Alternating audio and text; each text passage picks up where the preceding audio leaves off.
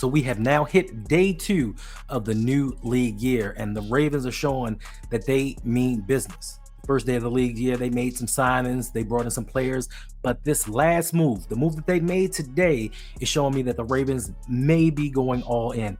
This may be the first step to the Ravens pushing all their chips forward to the front of the table, saying, listen, I'm putting everything on black. I'm betting on this hand, and we're going to make this season the best of Lamar's career. Starting with yesterday, the Ravens signed Jake Hummel to a 1-year deal. The linebacker, special teams player from the Los Angeles Rams, was brought in to provide depth. We did lose Malik Harrison. We did lose Chris Board. So we do have an open spot to the linebacker spot. And of course, we are always going to prioritize special teams play, being John Harbaugh's the head coach. So this was a decent sign, and he's not going to cost too much money, but he is going to bring depth and experience into that linebacker, and especially that special teams core.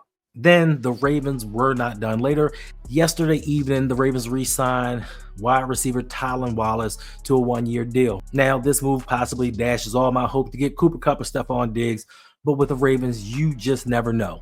Also yesterday, with the league year beginning, the Ravens cut ties with free safety Marcus Williams. Marcus Williams was the prize free agent signing of the 2022 season, signing a 5-year, $70 million deal. And in the beginning of this deal, it just looked like it was a steal.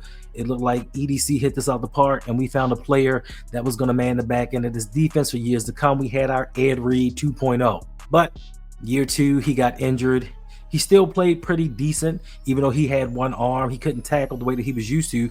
He couldn't catch the ball sometimes, but he did make enough plays for us to say in the future, once he's healthy, he's going to be back to form. But 2024 did not provide the Marcus Williams of old. I don't know if he lost his confidence. I don't know if it was a new coordinator. I don't know if it was us losing Denard Walker.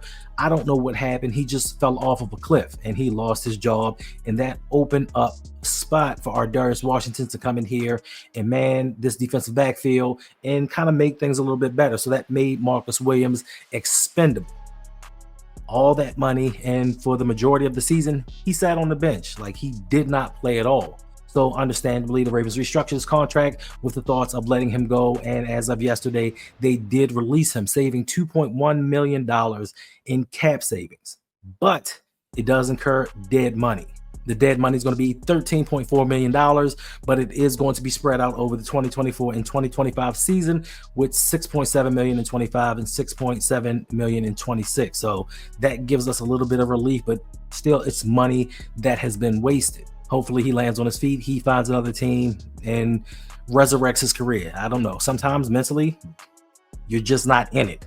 Sometimes you get paid and just say, you know what? I made it. I'm set for life. I don't have to try hard anymore. But we will never know what really happened with Marcus Williams. And now we just move on into the next chapter. And speaking of safeties, the Ravens offered our Darius Washington a low round tender. And with this tender, he is offered a 1-year contract worth $3.2 million.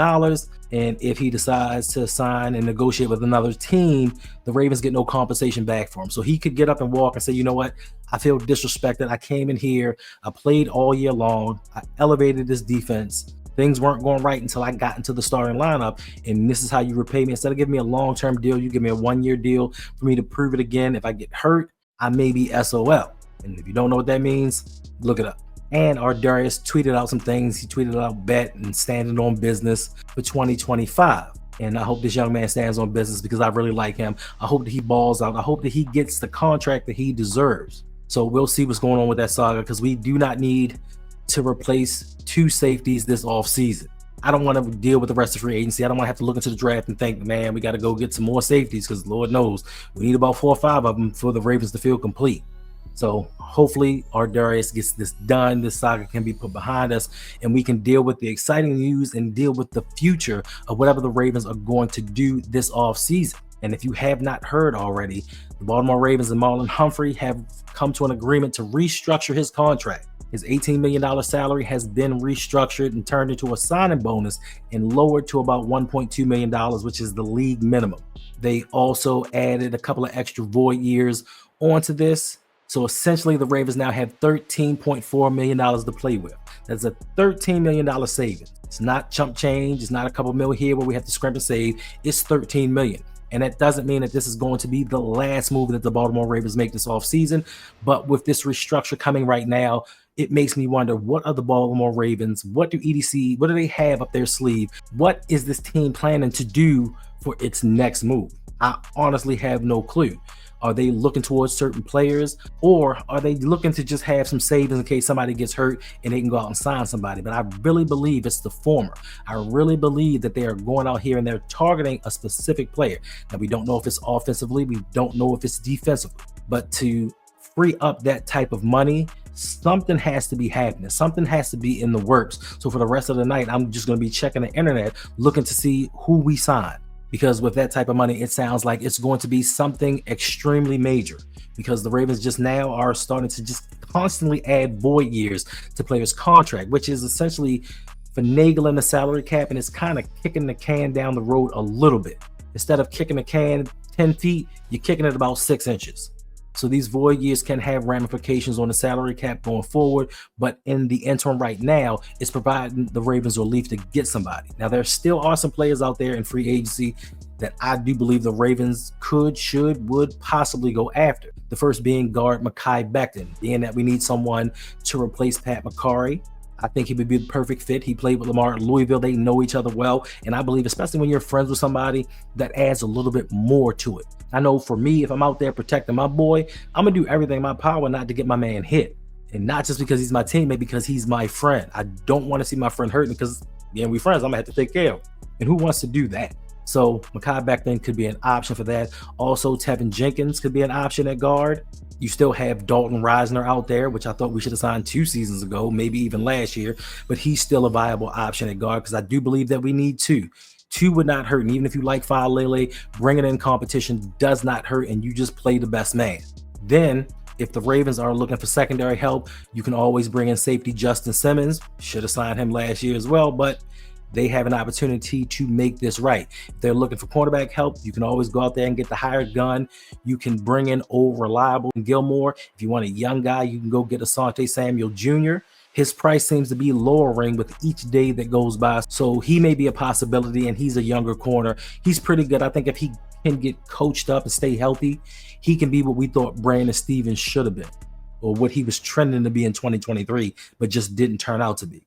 Then if the Ravens want to get a pass rusher, you have Azeez Ojulari and you have Dante Fowler, who had 10.5 sacks last year with the Commanders. So he's familiar with the area, and he still has something to prove. I believe that early on, everybody thought that he was a bust being a first-round pick out of Jacksonville, but he's carved out a nice little career, and I think that he can provide pressure, and I think that he can provide a veteran presence and also push Odafe Owe, and those two can get better together. Now, he's not young, he's not old, but I do think he would be a person that would fit at the right price.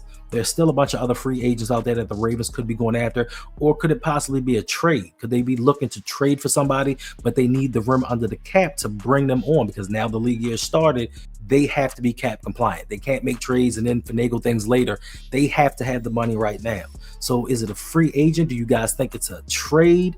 What do you think the Ravens are going to do? What do you think that the Ravens should do? Or who do you think that the Ravens should bring in at this time, even though we're only in the second day of free agency? With everything that's gone on since Sunday, somehow it feels like we've been in free agency for weeks. But technically, it's only been 2 days. And the Ravens have made some moves. This move right here, freeing up that cap space, has brought a lot of excitement to me. If you can't tell, I'm extremely happy, because to me, it signifies a move is going to be made. I'm just waiting here to find out what the move is going to be, who they're going to bring in. Now, my optimism may be dampened a little bit, because it's probably going to be somebody on defense, but in my mind, I'm thinking they're going to bring in somebody on offense. I'm thinking they're going to bring in a weapon to help out Lamar. I'm thinking they're going to bring in somebody for this offensive line to protect them. Maybe it's to get some money to extend Derrick Henry. I really don't know what it is, but it's just that the Ravens are actually doing something. It doesn't have to be the splashiest move in free agency. It just has to be a move that signals we're trying to get better. We're trying to win a championship. We're not just trying to be competitive and bring people in for name value. We're actually trying to go out here and get some people to help us win that Super Bowl. And damn it, we need help. We aren't the worst team. We aren't that far off, but I do think that the Kansas City Chiefs right now are weakened. And the good news is, they look really beatable. Until they make some moves in free agency, Offensive line is a mess. Wide receiver core, don't know what's going to happen when Rashee Rice comes back, but they are vulnerable. And right now is the time to strike. So do the Ravens go out here and get some defenders to try to combat them not having an offensive line? But more importantly, now that I'm like, yeah, I think we can beat the Kansas City Chiefs, now we have to go from them to the final boss. Now we have to go from them to possibly seeing the Philadelphia Eagles in the Super Bowl. And what do we do then? Yes, the pass rush to beat the Kansas City Chiefs is going to be awesome. I'm not going to lie. But what happens if we get to the Super Bowl and then we meet up against the Philadelphia Eagles and Vic Fangio and that pass rush? Are we going to have the dogs to stop them from bullying us at the line of scrimmage and let Lamar do Lamar type things? So those are the two teams to me in my eyes that the Ravens have to kind of not tailor their team to, but schematically put something together to compete with these teams and actually beat them. Now, I know that Buffalo has made some moves and they're getting better. And I'm not going to lie, no matter if you like Buffalo or you don't, they're making moves to make that team better. They're making moves to try to help Josh get to that Super Bowl. Now, we can't let Buffalo and Josh Allen get to the Super Bowl before Lamar Jackson. We just can't let it happen, because if that happens, we're going to have to leave social media. We're going to have to take a sabbatical, get off, and not hear anything if Josh Allen makes it to a Super Bowl. So I'm just hoping that EDC and the Ravens are making a move right now. I hope he's in his office on the phone, making phone calls, trying to get some guys in here that are going to help this team get over that hump. So just like you, I will be waiting until then